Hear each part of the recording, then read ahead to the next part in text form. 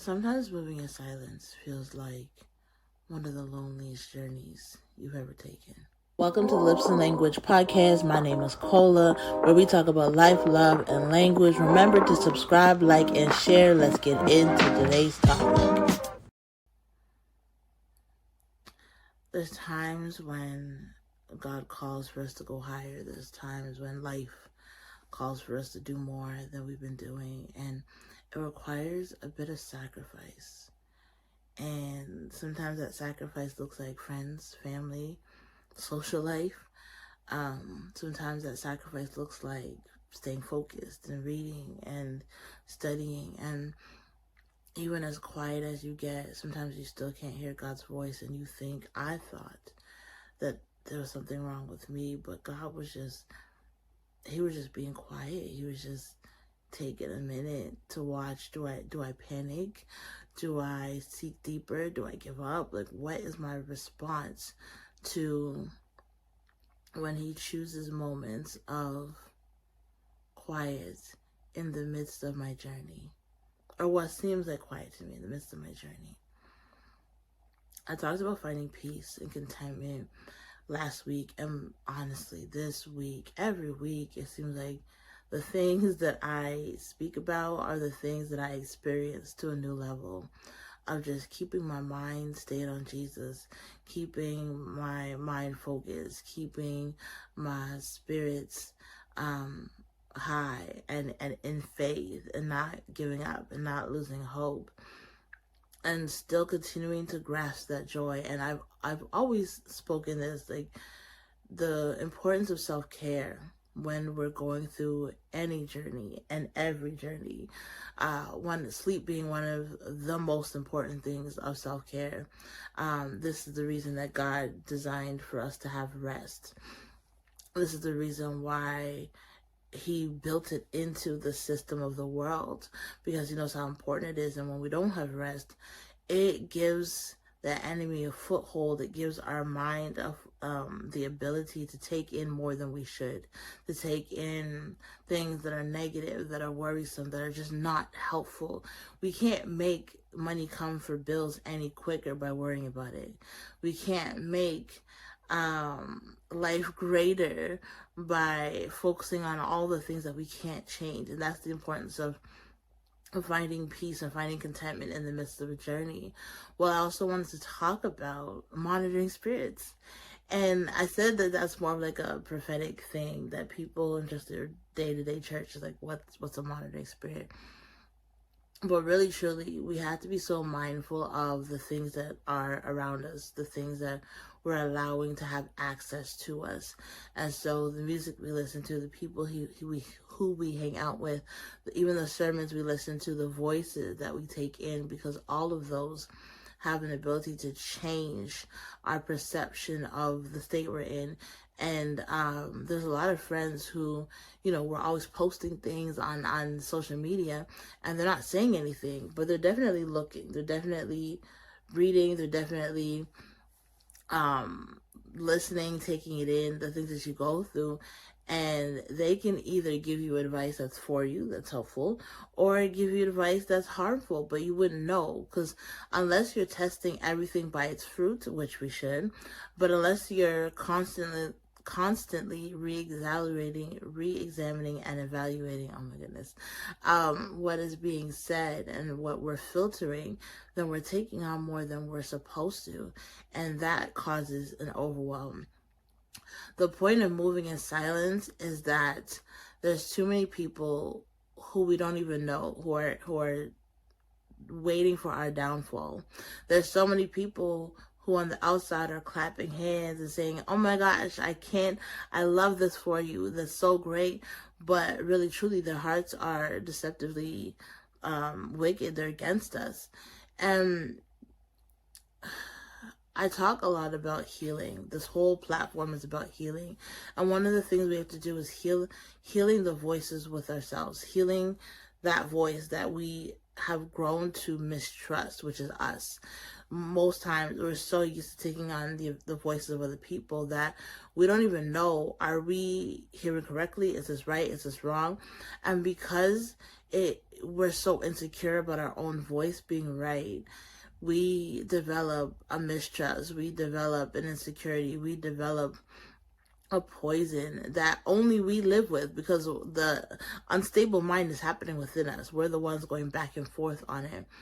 And so allowing people to have access to us through social media and through other things is one way that we are putting ourselves at risk, essentially.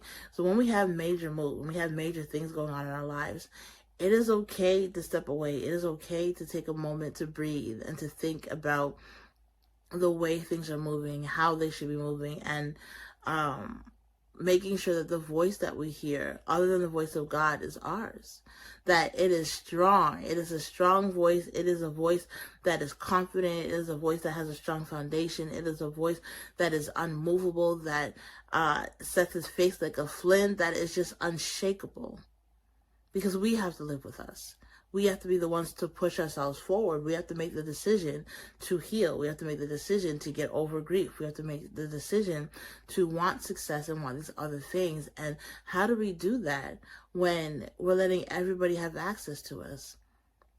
I think, unfortunately, that's like, there's so much goodness in social media, but then there's also the downfall of the fact that now we have everyone, we've allowed so many people to have an unedited opinion and voice into our lives. We've allowed people to have access who wouldn't have access otherwise. You don't give your enemy your phone number. Like, unless you're a fake person, when you see your enemy, you're not trying to be like, oh, hey, how's it going?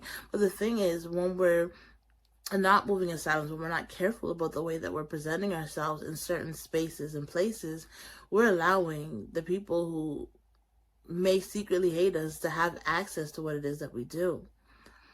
And so there's something so precious about privacy, about making sure certain things that we do, certain businesses that we want to start up, certain jobs that we get, that we don't announce anything. Even pregnant women don't announce necessarily in the first trimester. They allow a delay to happen so that they can get through it by themselves, so that, you allow the baby time to grow, and you make sure that you got to, I guess, what they call like the safe zone. And not to say nothing can't happen after that, but there's a reason why we delay announcing things too early. And in my life, I've done a lot of announcing early. I've done a lot of just immature, like, hey, I'm an open book. Everybody to take a look. And as much as I'm transparent and open about a lot of things, my life and how I lived, all of that is to give God the glory. None of that is for y'all to just see my life and be like, oh my gosh. Like, every single time I'm really open, I'm really transparent, there has to be a story in it, or a testimony, something that you can take from it and you're like, oh, you know what, that's amazing, that's really cool. Like, I appreciate that journey, because that helps me too. Like, there's no point in me being open and honest just for the sake of it, just for people to know my business and to be in my space. Because really, truly, I must live a life. For me to get to the levels that I want to get to, I must live a life of quietness. I must live a life of rest, because this all plays into mental health. This all plays into healing. Because the least amount of voices that we hear, the more, like I said, we can solidify our own voice. The more that we understand, that's the way that we know if anything is going wrong in our body. That's the way we don't silence the warnings that we get. Because there's so many times that things will be happening, but we're just like, well, society says I gotta push through. Society says you can't take no rest, you can't take no sleep. And a lot of people are just out here living life thinking that they're doing what society does, but they're not getting the results. And a lot of people die. A lot of people die spiritually. A lot of people die from out of exhaustion. A lot of people die physically. A lot of people die mentally. Like, we really have to, in a society that is inundated with messaging and access, we have to be so careful about how we are allowing people to access us. It is okay. I don't advocate ghosting people. I don't advocate ghosting people. I feel like you can have a simple conversation. Even if they don't want to hear you, you state your piece and you walk away. I'm not one to just ghost people just like, I'm protecting my peace. Like, But there is a way that you can do it that is less detrimental, or that can still give you the satisfaction of like, you know what, I'm protecting me, but at the same time, I'm not rude. Like, we still have an obligation to love our brothers, or love our neighbors. And that doesn't mean we take abuse. That's not what I'm saying. But there's ways that we can do things. Like, I feel like a lot of things that people are just like, yay, and cheering for are actually just really toxic when it comes to healing, when it comes to mindfulness. And that's because they've gotten to a place of burnout. And so the things that they're thinking is helpful is really just a sucky character. And we're not out here to have horrible characters. Like, my goal specifically is to be more in the image of Jesus, be more in the likeness of my Father. And that's to be loving, that's to be kind, that's to be gentle, that's to have incredible faith, that's to move mountains, that's to be joyful, that's to be long-suffering. Ooh, the long-suffering has really taught me how to go through life and to not give up. But here we are on this journey of life. It does not end. It has not ended. Like, when I say it does not end until Jesus comes back. Like, we know eventually there's an end, but at the moment, it's not a space for us to give up. It's not a space for us to roll over. It's not a space for us to throw our hands up in the air and say, ça va. Like, that's it. It's really a time for us to get quieter, to get within ourselves. People talk a lot about meditation, and a lot of it is like on the witchcrafty side. But when you really take in meditation, meditating on the scripture, meditating on the things that you're grateful for, meditating on how things can be better, just taking a self-evaluation and making sure that the people around you are people that you want around you. Like, it is okay to self-edit. It is okay to reevaluate. We should be very self-aware how we feel, what we're thinking, so we can quiet the things that belong to us, the things that are not us. Because so many times we have thoughts and we're like, oh, that must, because it's in my head, it must be me. Not understanding that not every thought that is in our head comes from us. Some of it is influenced by the things that we've taken up without even knowing. We're subconsciously poisoning ourselves, and we really need to find the escape, so that we can become the best versions of ourselves. And that is one that is healthy, that is one that is thriving, that is one that is thinking, that is one that is sleeping, that is one that is emotionally connected. Emotional intelligence is actually really, really, really important, and I wish more people knew about it, because it is important to regulate our emotions, how we feel, to not suppress them, to not ignore them, to not just bulldoze over them, but to acknowledge them in a really healthy way, so that we can stay on track with the things that we're doing, and we can show up as our most authentic selves.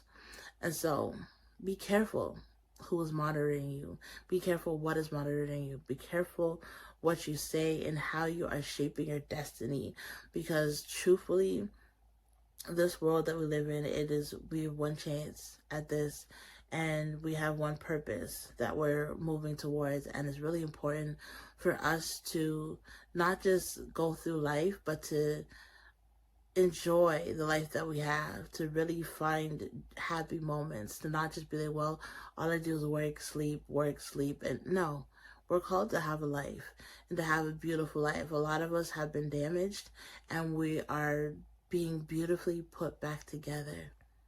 And so, let's do that together. Let's put ourselves back together, 1 week at a time, one conversation at a time, one message at a time. It has been an amazing journey. I will always say that, because there are so many positives that come with it.